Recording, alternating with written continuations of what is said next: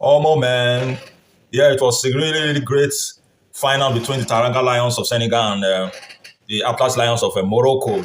First of all, before I dive into the subject matter, before we start discussing the final outcome of the match, I will, first of all, like I usually do to my esteemed and highly amazing fans out there, blessed, glorious day to you all. Thank you for having been faithful all this while to my channel and to my page. And yeah, kudos to you all for following and for putting out time to comment, like, and share, follow. So, congratulations, big congratulations to the Tarangas Lions of Senegal. They made it against all odds. Of course, all the antics during the build up to the game. I already made a video about that, of all the controversies, of all the antics, the mind game.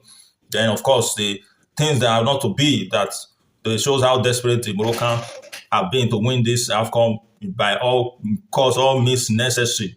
But of course, as the God of soccer will say how we have it, the God of soccer is not in support of anything that has to do with controversies and being biased. Of course, we saw how the match went, how the whole thing turned around, goals being disallowed. Of course, the goal that was the Senegalese scored, I saw that goal was disallowed because of the reason for a push in the build up to the game, to the goal. And of course, just like against Nigeria, when Nigeria played the third place match against Egypt, the goal that Onuchu scored because of the elbow incident in the build up to the goal was also disallowed. So of course, that goal being down, be said, I don't really have any bias against the goal being disallowed because it was evident. But of course, the penalty that was given against the Taranga Lions of Senegal that Brian Diaz finally missed. Of course, it shows how all the elements and the element of the game worked against them, because they were not made to win this AFCON, because all along they have been like unduly favored throughout the tournament.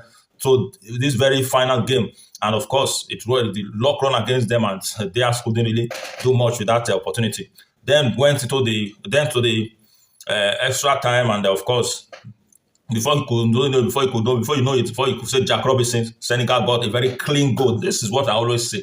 No matter how controversial the officiating in a match like this is, score a clean goal that can never be decided, can never be argued. Of course, Senegal got it. Was a clean goal that luck and fortune, Providence gave them to silence the Moroccan crowd. So kudos to Senegal once again. They had that tenacity. They had that exertion of themselves. They had that forceful, which I always say that yes, if as a team you have that force and you have that exertion in a match like this, there is no way you will not carry the day. Every of the department shows that the players were all up to the standard, up to the pressure, even up and above board in putting all their effort, energy, and strength, and stamina, and concentration. No department was lacking. It even showed that they lacked the presence of their captain, the person of Koulibaly.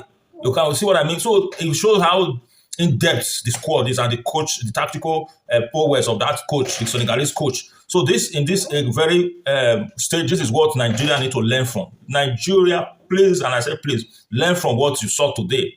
This video, share and let it go viral so that Nigeria himself, because of course, hearing from the horse's mouth as regard somebody that was in the stadium against when Nigeria played their match against Morocco, person of a very dark man, how he gave his own analysis. Of course, I saw reasons, I saw points in what he said, and of course, even before I got to even hear from him, I already saw that very point that he highlighted, which I was already aware of. Because of course, I saw they verified that some our midfield was lacking a confident person. Of course, he talked about the Club Brugge guy. What is his name?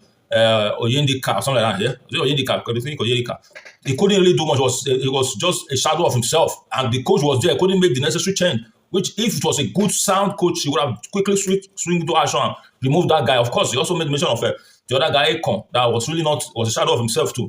Why couldn't the coach make the necessary change when you have better players? The person of Akinwumi that he also talked about before the competition started, it was the dire need of the guy. He invited the guy all throughout the tournament. He didn't even take a ball. So those are some of the things that I personally see doubt the prowess of Erisikushe. If he still could be the coach of Nigeria, he has to do more, because in that kind of that templed match that Nigeria played against the crowd, he couldn't really do much tactically when the all odds were down, the chips were down, and all against all, he couldn't really do much, which would have expected him to do something very, very spectacular to prove his tactical in-depth in reading and understanding games. So kudos to Senegal, they did what Nigeria couldn't do, and of course they saved the day for the very fact that it couldn't have happened that all the West African countries would have been conquered just like that. So I personally had that at the back of my mind that no, this can't be. Let it not be that Morocco conquered a straight three or even much more West African countries that are known for strength, stamina, and physicality in terms of African football. So, guys,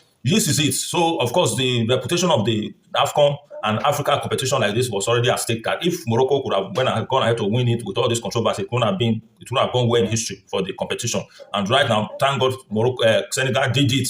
Yeah, to rewrite the record, make the record straight with all the controversies and the leadership prowess, the leadership input of the Senegalese captain that was the standing captain for the night, the person of Sadio Mane. He also stood his ground and he organized his team when they boycott the game. He also he really showed his leadership input and prowess and made the match to continue. And yeah, of course, against all just give them the victory, and which is a well-deserved victory because I watched the match. All the statistics shows how the game was even balanced, and it was even on the side of the Senegal Lions because they really came out. I haven't saw what the Moroccans played against Nigeria. They weren't ready to let the chips down, let anything be given away in this match. And of course, they made West African proud, and they make African proud. They saved the reputation of the African organized competitions like this. So in the future, yeah, of course, we'll know that yes, they have really lived up to expectation in the future. This should be a wake-up call to other countries that are going to be organizing and the CAF to be able to put things straight. There should be more that need to be done in terms of organization, proper organization, and organization that is devoid with control, without controversy, devoid of controversies. So guys, thank you, love you, and God bless you. Follow, like, and share for more updates, and that's it.